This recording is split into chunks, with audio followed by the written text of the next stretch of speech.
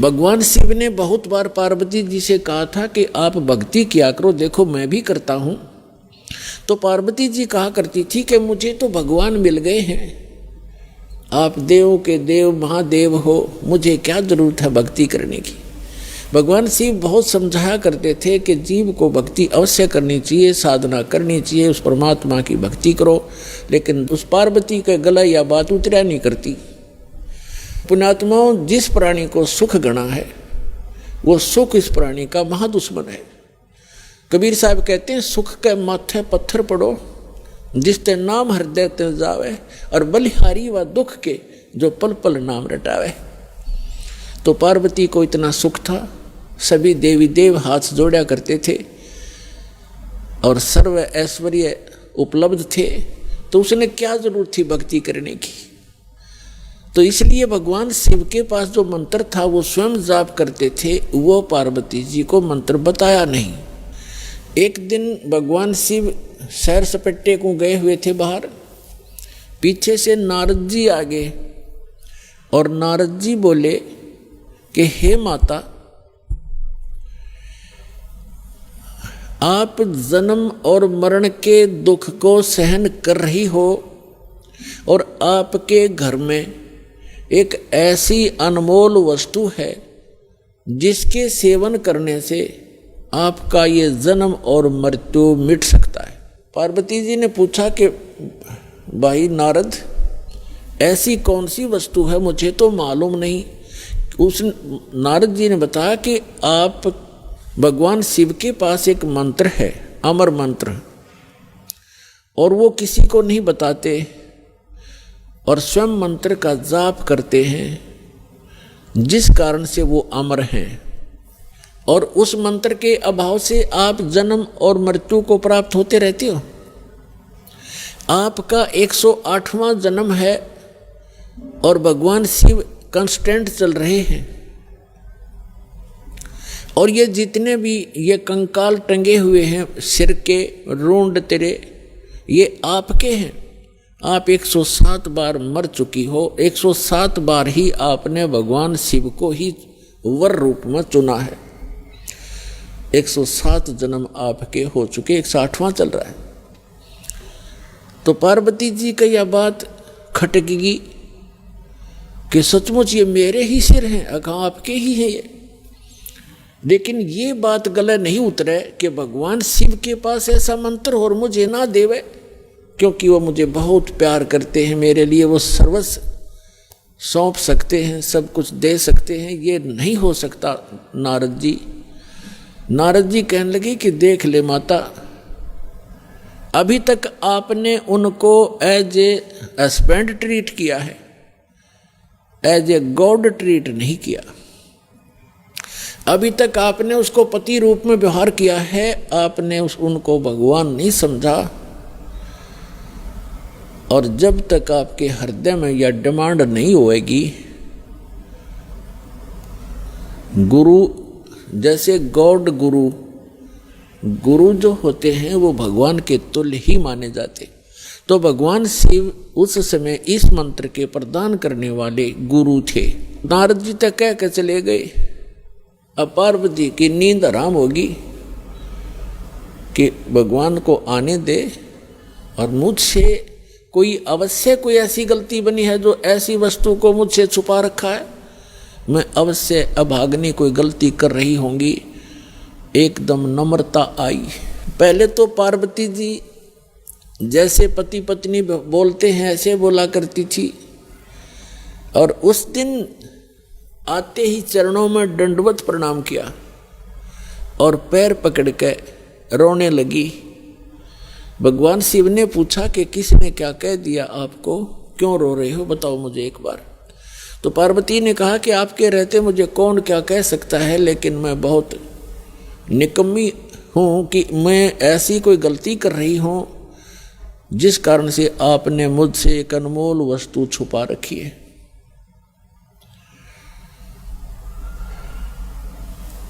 और मैं तो बालक हूँ, आप तो भगवान हो, बालकों की गलतियाँ माफ़ किया करते, मैं तो बालिका हूँ आपके सामने। और मुझे क्षमा करो, मुझसे कोई ऐसी गलती हुई। आपके पास एक अमोघ मंत्र है जिससे मेरा कल्याण हो सकता है। और तब भगवान शिव ने पूछा, भगवान शिव ने सोचा आज या कौन सा स्टेशन पकड़गी, यदि कदे भी इस बात के निकट भी नहीं थी, ना ऐसा मैंने कदे भाव देखा, ऐसी विनम्र नहीं देखी। तब उसने कहा कि तुझे कौन ऐसा भगवान मिल गया जो तेरी बुद्धि बदल दी। ये तेरे सतर का ज्ञान नहीं पार्वती, तेरी बुद्धि को मैं खूब जानता हूं। तब पार्वती जी ने कहा कि नारद जी आए थे, उन्होंने मुझे बताया है कि ये जितने भी ये कंकाल टंगे हुए इस माला में, ये मेरे सिर के, मेरे मुंह के रुंड, ये मेरे ही बताए हैं। मैं 107 बार मर चुकी हूं और आपको ही पति बनाया है मैंने। हे भगवान, क्या मैं मरती थी आप मुझे कितना प्यार करते हो, और ये जब मैं मरती थी तो क्या आपको दुख नहीं होता था, और फिर भी आपने मुझे वह वस्तु नहीं दी जिससे मैं आपके जीवन तक तो जीवित रह सकती थी इस मंत्र से, ऐसा बताया है। तब भगवान शिव ने कहा कि सचमुच ये सब सिर तेरे ही हैं और गिनती के लिए रखे हुए हैं ताकि तेरी बुद्धि ठिकाने आ जा, इसलिए रखे। और ये दिन आ गया आज। तो परमात्मा ने, भगवान शिव ने कहा कि आज तक मैं तेरी मृत्यु के उपरांत मैं कितना दुखी हुआ करता, वो तो मेरा मन जाने। जैसे उन्होंने बताया कि एक बार राजा दक्ष के यहाँ तू मृत्यु को प्राप्त हुई थी और तेरे उस अस्थि पिंजर को लिए मैं 10,000 वर्ष तक सीने से लगाए फिरा करता। मैं इतना पागल की तरह तेरे ऊपर आसक्त था, तेरे वियोग में मैं इतना दुखी होता था। पार्वती ने कहा कि फिर भी आपने मुझे ये मंत्र क्यों नहीं दिया जिससे मैं मरती नहीं और आपके साथ ही रहती। तब भगवान शिव ने कहा कि ये मंत्र ऐसे नहीं दिया जा सकता, जब तक जिज्ञासा प्रबल ना हो इस मंत्र के बताने का कोई लाभ नहीं बताने वाले को, बल्कि पाप ही लगता है। अब जैसे एक सीप होती है जिससे मोती बनते हैं, एक जीव होता है समुद्र में, उसका ऊपर का जो बॉडी होता है वो बहुत सख्त होता है और छोटा सा सीप होता है, और वो जिस समय समुद्र के अंदर एक ऐसा वातावरण बनता है उसको प्यास लगती है और वो समुद्र के जल को ग्रहण नहीं करती, वो ऊपर आ जाती है सतह पर, पानी के ऊपर की सतह पर। और जब स्वाति नक्षत्र की ऊपर से कोई बूंद आसमान से उसके मुख पर गिर जाती है उस समय, तो उस बूंद से जब मुंह खुला हो सीप का, उसकी डिमांड होती है उस बूंद की, आसमान के पानी की बूंद की, और उसमें मुंह खुला हो और उसमें वर्षा हो रही हो, तो मुंह खुले हुए पर एक ही बूंद पर्याप्त है उसमें मोती बनाने के लिए। और मुंह खुला ना हो और सीप बेशक ऊपर सतह पर जल के ऊपर घूम रही हो, चाहे सारा सामन बरस जा, उस मोती नहीं बन सकता क्योंकि उसका मुंह खुला नहीं है।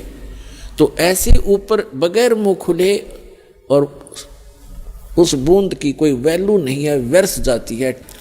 ठीक इसी प्रकार भगवान शिव ने बताया कि आपके अंतःकरण का मुंह खुला नहीं था, आपके अंदर ये जिज्ञासा उत्पन्न नहीं हुई थी, इसकी डिमांड नहीं हुई थी। और आज नारद जी ने आपके अंदर ये प्रेरणा पैदा करके आपके अंतःकरण की वो डिमांड प्रेरित कर दिया, आपको आपकी प्रबल इच्छा होगी। अब ये मंत्र दूंगा पार्वती तो तेरा काम करेगा। पहले मैंने बहुत बार कोशिश की थी कि आपको ये मंत्र दूं, लेकिन आपने तो कान्ना पे कटाड़ी सारी बात, और कभी भी नहीं आपने भक्ति करने की सोची भी नहीं। अगर आप मेरे ज्ञान को सुनती तो मैं ये मंत्र आपको प्रेरित करके ये मंत्र भी देता, लेकिन ये ऐसा अनमोल मंत्र है, बगैर जिज्ञासु के और प्रबल इच्छा हुए बिना ये देना व्यर्थ होता है। इसलिए मैंने आपको मरते हुए भी देखा, मैं रोता भी था, डकराता था, टक्कर मारता था, लेकिन ये अनमोल वस्तु दे नहीं सकता था। तो पुण्यात्माओं, उस मंत्र को कितना कॉन्फिडेंस रखा गया था भगवान शिव के द्वारा। पार्वती के अतिरिक्त उन्होंने किसी को ये मंत्र फिर खोला भी नहीं। अब पार्वती से कहा कि इस मंत्र को मैं उस स्थान पर दूंगा, कोई अन्य जीव जंतु ना सुन ले।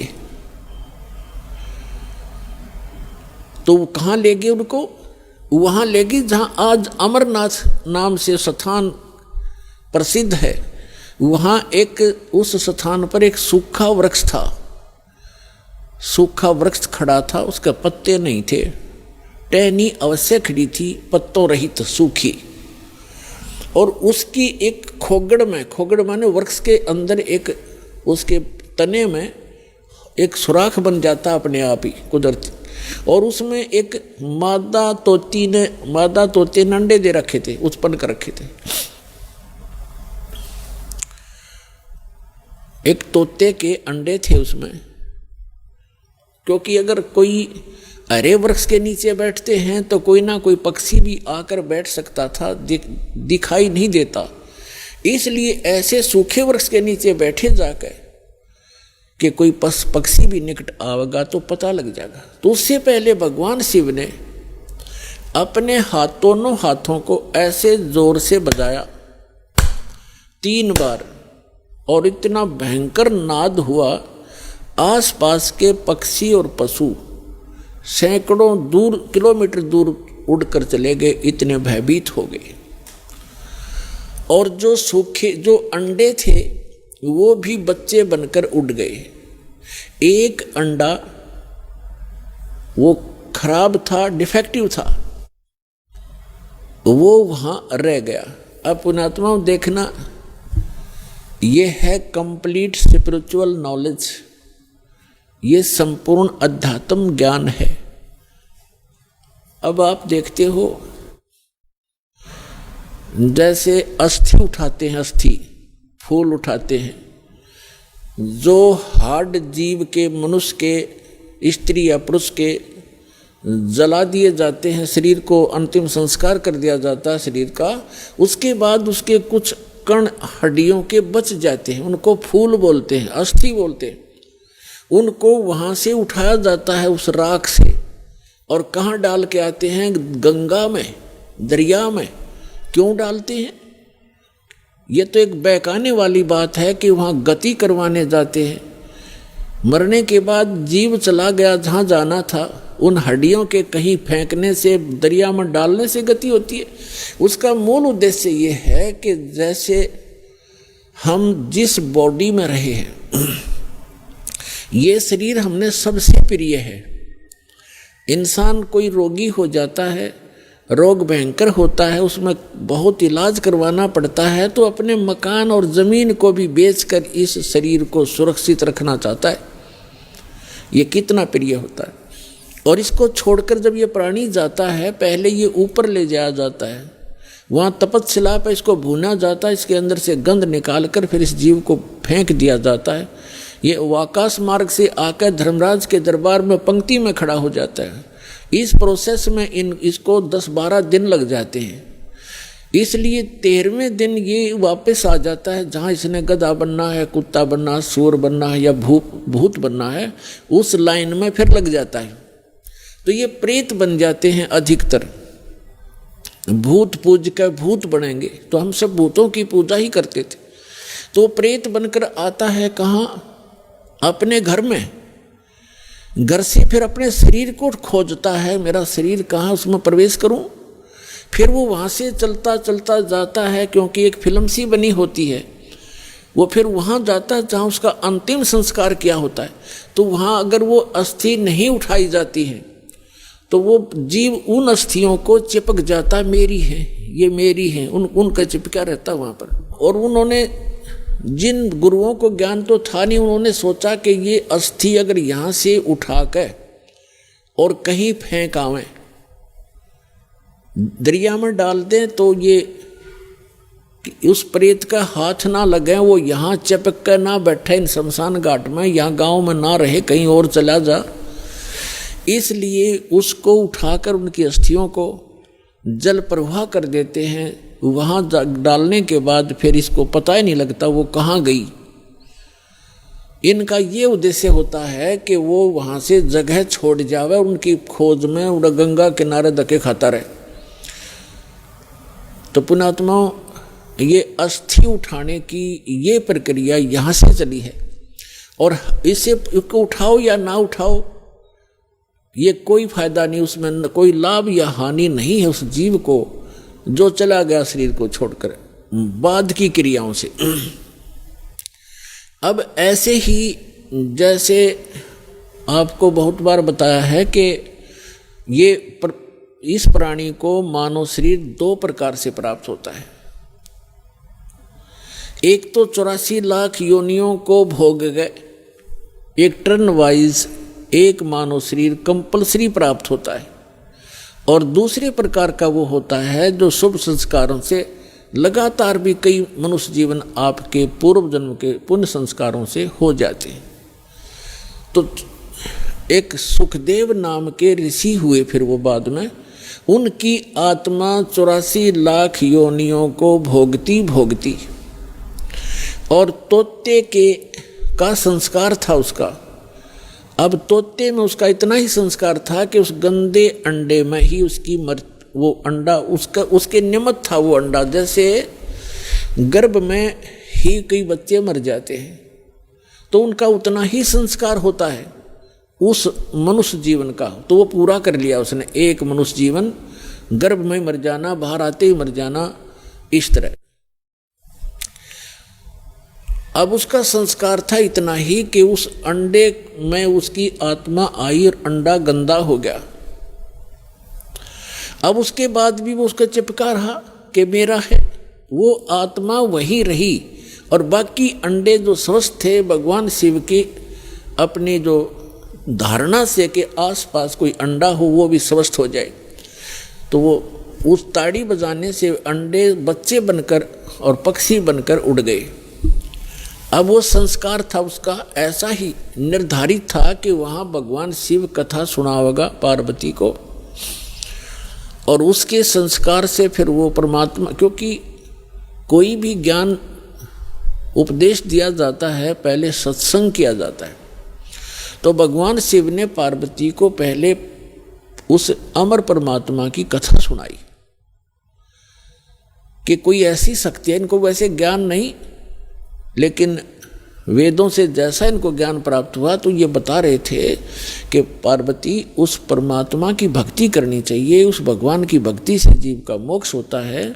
और मानव शरीर, इन देवताओं को भी ये मानव शरीर माना जाता है, और मानव शरीर ये भगवान की साधना उपासना के लिए ही प्राप्त होता है। और फिर वो बताने लगे कि ध्यान लगाओ, मैं बताता जाता हूँ, जहाँ टारगेट मैं आपको बताऊँ आपकी सुरती वहीं पहुँचे। क्या बताया कि मूल कमल जो गुदा के पास है, रीढ़ की हड्डी के अंदर की तरफ, उसमें गणेश जी का वास है और उसका किलियम जाप है। और ऐसे इसको ऐसे ऐसे बोल है। फिर बताया कि उससे 2 उंगल ऊपर सावित्री और ब्रह्मा जी का कमल है, उसका ये मंत्र है। फिर बताया शरीर के इसके ऊपर नाभि कमल है, उसमें विष्णु और लक्ष्मी का वास है, और वहाँ पर ये मंत्र है जो आपको दिए जाते हैं, इनको जाप करो। उसके बाद फिर हृदय कमल है, उसमें महादेव और पार्वती का स्थान है। अपनात्माओं, ये लीला आपको बहुत देर से समझ में आओगा। ये ज्ञान आपको पहले भी बताया है कि ये काल क्या लीला करता है।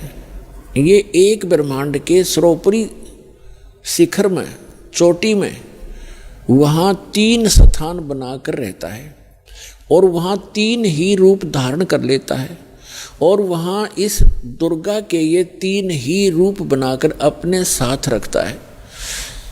जैसे एक रजोगुण प्रधान क्षेत्र है, उसमें स्वयं ये चतुर्मुखी रूप धारण करके और लक्ष्मी को पार्वती रूप बना सावित्री रूप बनाकर अपने साथ रखता है।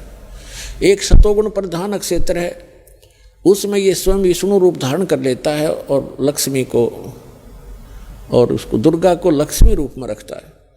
और तीसरा वहाँ पर एक तमोगुण प्रधान क्षेत्र है, उसमें ये स्वयं अपना शिव रूप धारण करके, जैसा शिव आप देखते हो, और उसके 5 मुख हैं, उसके शिव के भी 5 मुख हैं। वहाँ पर जब ये बनाता है वो 2-1 भी रख लेता है, ऐसा इसकी लीला है। तो वहाँ 10-10 भी मुख बना सकता है ये, वहाँ 10-1000 तक ये मुख बना सकता है ये काल। तो वहाँ ये शिव रूप में रहता है और दुर्गा को पार्वती रूप में रखता है। तो जो हमारे कमलों के अंदर जो हमने जो दिखाई देंगे देवता, वो वही उसी का रिफ्लेक्शन दिखता है। और वहाँ के इन स्थानों के इंचार्ज ये इनके पुत्र होते हैं, जहाँ इनके कार्यालय हैं, जैसे शिवपुरी है, विष्णुपुरी है, ब्रह्मापुरी है, ये अलग हैं। और वहाँ पर रिफ्लेक्शन उसका ही आता है। और वहाँ जो जीव इस मंत्र की साधना करते हैं, उनकी साधना का अकाउंट ये इसके पुत्र रखते हैं। जैसे हम ब्रह्मा जी और सावित्री का जाप करते हैं, तो वो अकाउंट इनके पास जाएगा, अकाउंट यही रखेंगे ये ब्रह्मा विष्णु महेश ही अलग से। तो पुण्यात्माओं, ये PhD का मार्ग है, धीरे धीरे आपको समझ में आएगा। तो यहाँ शिव बता रहा है कि हृदय कमल में शिव और पार्वती का स्थान है, इसके ऐसे 12 पंखुड़ियाँ हैं, इसका ये मंत्र है। फिर कंठ कमल में देखिए दुर्गा का स्थान है और इसमें इतने कमल हैं, 16 पंखुड़ी हैं और इसका ये मंत्र है। तो ऐसे जब वो जाप करती हुई जा रही थी, फिर कहा कि त्रिकुटी में की तरफ चलो पार्वती।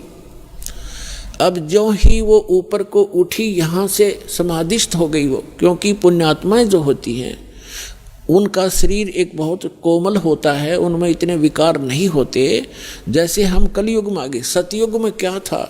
सतयुग में प्रत्येक व्यक्ति कोई भी था, जन साधारण भी और ब्राह्मण गुरु भी, उनकी समाधि तुरंत लग जाया करती थी, क्योंकि शरीर इतना पिछले पुनः संस्कारों से इतना कोमल होता था, इतना स्वच्छ होता था, अंदर से सब नसें सब वो उनका साफ होता था, बहुत आसानी से समाधि लग जाती थी। तो ऐसी वो देव स्वरूप शरीर था पार्वती का, तो स्वयं उनका एकदम समाधि लग गई। वो अंदर सुरती उसकी कमलों में चली गई और उन कमलों में घुसकर वो नज़ारा देखने लगी।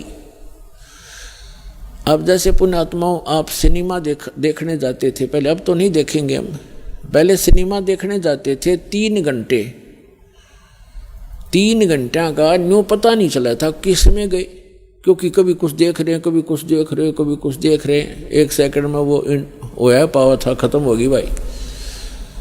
और बस स्टैंड पे बस की इंतजार कर ले, 10 मिनट में 20 पे उठेगा, 10 पे बैठेगा, आई किसी आई। तो इस तरह हम जो समाधिस्थ ऋषि होते थे, इनकी काल रोल मारा करता, इन्हें मूर्ख बनाया करता।